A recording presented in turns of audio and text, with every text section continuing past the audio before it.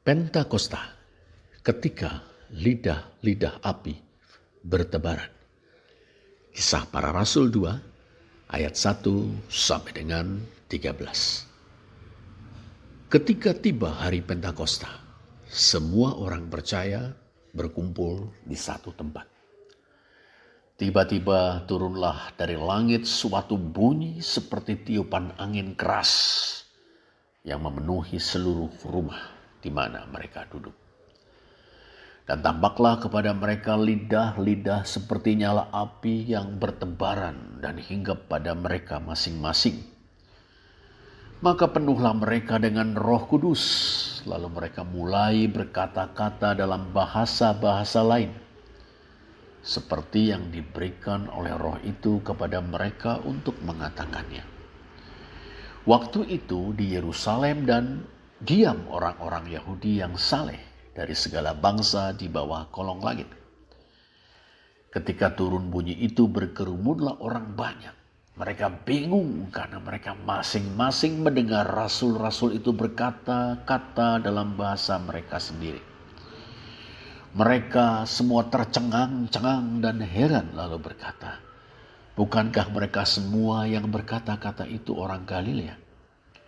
Bagaimana mungkin kita masing-masing mendengar mereka berkata-kata dalam bahasa kita sendiri, yaitu bahasa yang kita pakai di negeri asal kita?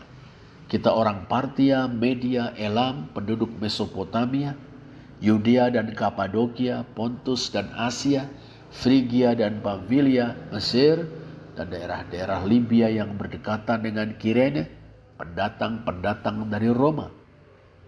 Baik orang Yahudi maupun penganut agama Yahudi, orang Kreta dan orang Arab, kita mendengar mereka berkata-kata dalam bahasa kita sendiri tentang perbuatan-perbuatan besar yang dilakukan Allah. Mereka semuanya tercengang-cengang dan sangat termangu-mangu sambil berkata seorang kepada yang lain, "Apakah artinya ini?" Tetapi orang lain menyindir mereka sedang mabuk oleh anggur manis. Saudara, apakah yang terjadi pada hari Pentakosta? Oh, janji Bapa digenapi. Janji apa? Janji yang mana? Janji tentang baptisan dengan Roh Kudus atau pencurahan Roh Kudus. Murid-murid awal Yesus di hari Pentakosta itu dibaptis dengan Roh Kudus.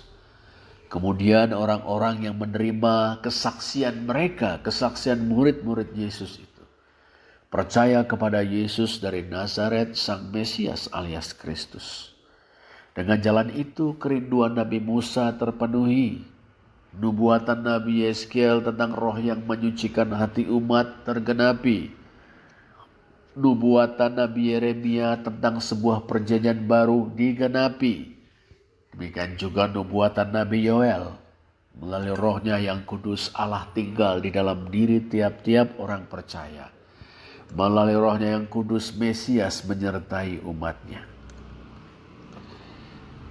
Lantas bagaimana baptisan dengan Roh Kudus atau pencurahan Roh Kudus itu terjadi?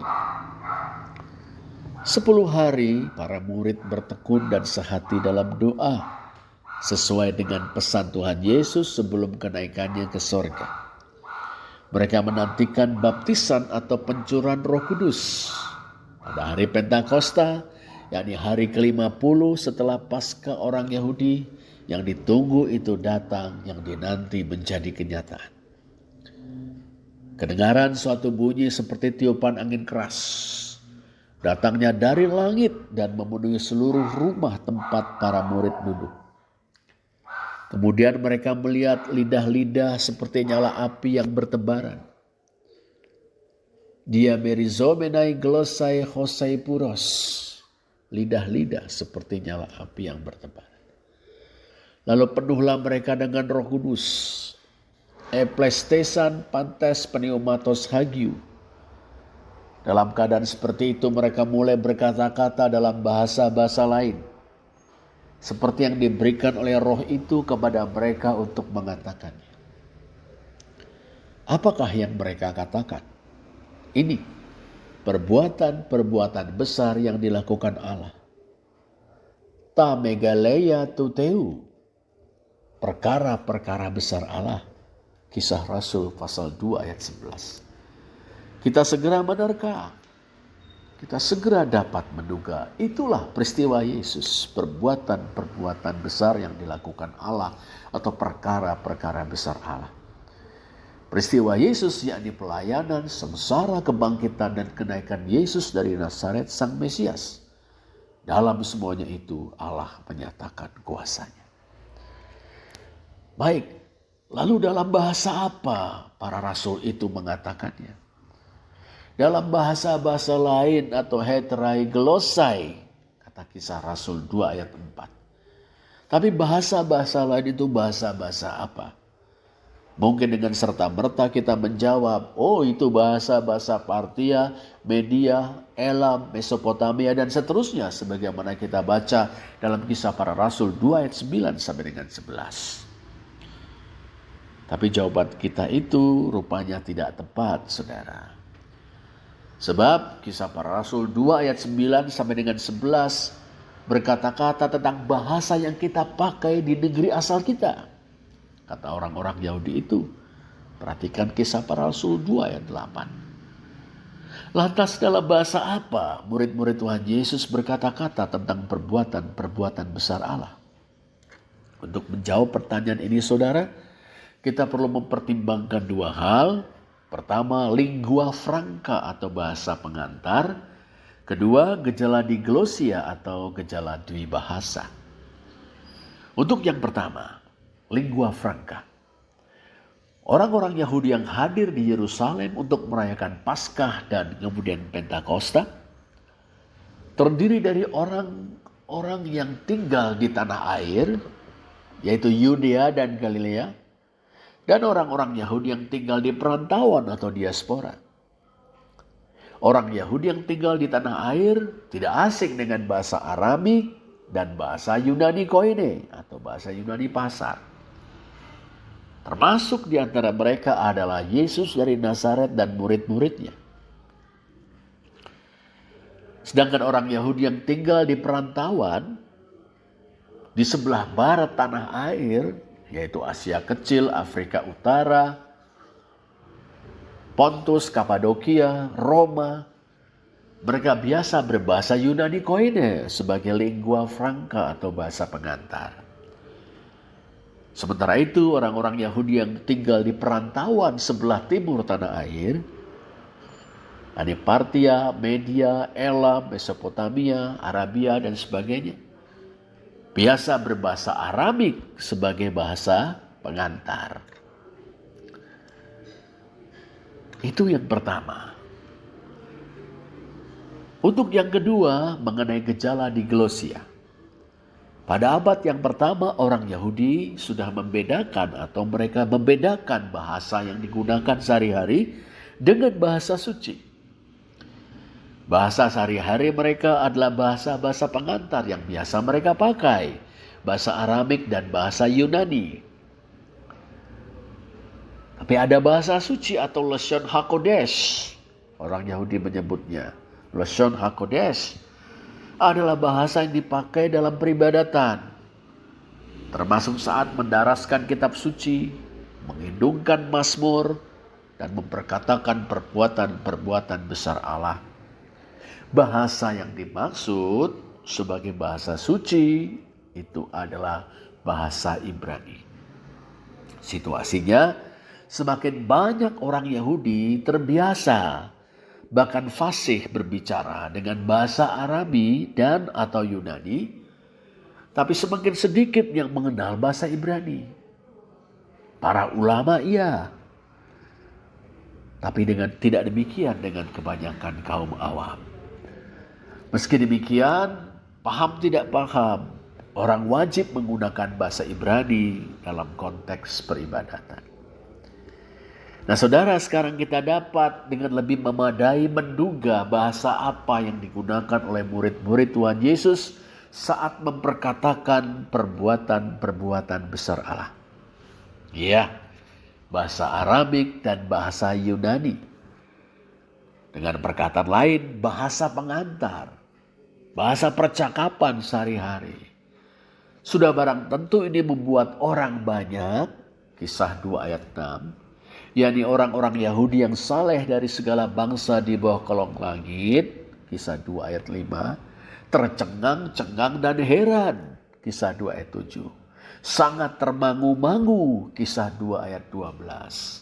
Sebab mereka mendengar dua perkara. Pertama, perbuatan-perbuatan besar Allah alias peristiwa Yesus. Dan kedua, hal itu disampaikan dalam bahasa sehari-hari yakni Aramik dan Yunani, bukan bahasa suci yakni bahasa Ibrani. Bukankah mereka orang Galilea? Kata orang-orang Yunani itu, menilik logat para murid. Mestinya mereka tahu bahwa mereka harus memperkatakan perbuatan-perbuatan besar Allah dalam bahasa Ibrani yang suci itu. Apa artinya ini? Tanya orang-orang Yahudi itu pula. Lalu ada di antara mereka yang menyindir para murid Yesus. Mereka sedang mabuk oleh anggur manis. Kisah Rasul 2 ayat 13. Nek rak mendem, mosok wadika nganggo basa suci. Jadi bahasa-bahasa lain atau heterai glosa yang dimaksud adalah bahasa sehari-hari, yakni bahasa Yunani dan bahasa Arami yang berbeda dari bahasa suci, yakni bahasa Ibrani. Jelas kiranya, saudara, yang terjadi pada hari Pentakosta saat lidah-lidah api bertebaran bukan mukjizat bahasa. Murid-murid berkata-kata dalam sekian banyak bahasa yang tidak mereka pelajari. Bukan itu. Bukan pula mukjizat pendengaran bahwa murid-murid berkata-kata dalam bahasa mereka sendiri, tapi orang-orang Yahudi mendengarnya dalam bahasa-bahasa lain. Bukan. Lantas apa? Saat dipenuhi dengan Roh Kudus, seseorang diberdayakan untuk bersaksi tentang Tuhan Yesus. Bahkan dalam segala keterbatasan yang dimiliki orang itu. Kesaksian itu penuh kuasa. Begitu jelas, menjadi pesan yang jelas. Ceto welo-welo bagi yang mendengar. Saudara, hingga kini kepenuhan Roh Kudus masih terjadi. Tiap-tiap kita pengikut-pengikut Tuhan Yesus bisa dipenuhi dengan Roh Kudus. Dan dipakainya untuk bersaksi tentang Tuhan Yesus. Asalkan kita tulus, ikhlas, rela, rindu, bersedia, taat, dipimpin oleh Roh Kudus. Tak kurang penting, saudara, dari memperkatakan peristiwa Yesus adalah kehidupan yang diubahkan oleh Roh Kudus. Coba perhatikan 3.000 orang Yahudi yang menanggapi positif kesaksian Rasul Petrus. Jelas mereka percaya bahwa Yesus dari Nazaret yang mati dan bangkit serta naik ke surga itu adalah Tuhan dan Kristus. Perhatikan Kisah 2 ayat 36. Dengan iman itu mereka bertobat dan dibaptis. Kisah 2 ayat 38 dan 40. Mereka juga menerima Roh Kudus. Kisah 2 ayat 40. Dan bersama-sama dengan murid-murid Yesus yang awal, termasuk para rasul, mereka semua menjadi jemaat awal, menjadi umat Sang Mesias. Dengan perkataan lain, lahirlah gereja Tuhan. Lantas bagaimana mereka hidup? Menurut Kisah 2 ayat 42, mereka bertekun dalam ibadah umat Mesias yang terdiri dari pengajaran rasul-rasul, persekutuan, pemecahan roti, dan doa. Berkenaan dengan persekutuan, dalam bahasa Yunani koinonia, meluhandar beni, Kisah 2 ayat 44 dan 45 mengatakan bahwa segala kepunyaan mereka adalah kepunyaan bersama dan selalu ada dari mereka yang menjual harta miliknya lalu membagi-bagikannya kepada semua orang sesuai dengan keperluan masing-masing. Dengan prinsip dari tiap-tiap orang menurut karunia-karunianya. Untuk tiap-tiap orang menurut kebutuhannya, saling mengasihi, saling melayani. Berkenaan dengan pemecahan roti, Kisah Rasul pasal 2 ayat 46 dan 47 menuturkan bahwa mereka memecahkan roti di rumah masing-masing secara bergilir. Makan bersama-sama dengan gembira, dengan tulus hati sambil memuji Allah. Tidak ada yang kelaparan di antara mereka. semuanya terpenuhi, kebutuhannya, dan semua bersukacita. Dan ini saudara menjadi kesaksian yang nyata dan sangat kuat. Sehingga Kisah 2 ayat 47b mengatakan pada kita, tiap-tiap hari Tuhan menambah jumlah mereka dengan orang yang diselamatkan. Mereka disukai semua orang. Saudara, kepenuhan Roh Kudus bermuara pada kesaksian berupa perkataan yang penuh kuasa tentang Tuhan Yesus Kristus. Tapi kepenuhan Roh Kudus juga membentuk kesaksian berupa cara hidup yang apik, yang menarik, yang diberkati oleh Tuhan. Melalui proklamasi dan aksi. Proklamasi memberikan kesaksian dalam perkataan tentang Tuhan Yesus. Melalui aksi, yaitu cara hidup yang apik, menarik, dan diberkati Tuhan. Melalui proklamasi dan aksi yang dilakukan oleh gereja dalam pimpinan Roh Kudus, Tuhan menghimpun, mengumpulkan orang-orang tebusannya di seluruh dunia. Saudara, sejak kita menyambut Tuhan Yesus dengan pertobatan dan iman, kita telah dibaptis dengan Roh Kudus. Kita telah menerima pula Roh Kudus tinggal berdiam di dalam kita. Tuhan Yesus Kristus sendirilah yang telah membaptis kita dengan Roh-Nya. Dialah yang telah mencurahkan Roh-Nya kepada kita. Tinggal diam di dalam kita, bersemayam di dalam tiap-tiap kita. Tetapi sementara baptisan dengan Roh Kudus telah kita terima satu kali untuk selama-lamanya, toh kita senantiasa perlu untuk dipenuhi dengan Roh Kudus, dipimpin oleh Roh Kudus, dikuasai oleh Roh Kudus. Karena itu saudara, marilah menyediakan diri kita untuk dipenuhi dengan Roh Kudus atau untuk dipimpin oleh Roh Kudus. Mintalah agar Roh Kudus itu memberdayakan setiap orang di antara kita. Dan marilah kita saling mengasihi dan melayani. Marilah kita membangun komunitas iman kita, gereja kita untuk menjadi berkat dan kesaksian. Sementara kita terus bertumbuh, Tuhan akan menambahkan kepada bilangan kita orang-orang baru yang diselamatkan. Selamat merayakan Pentakosta. Terpujilah Allah. Amin.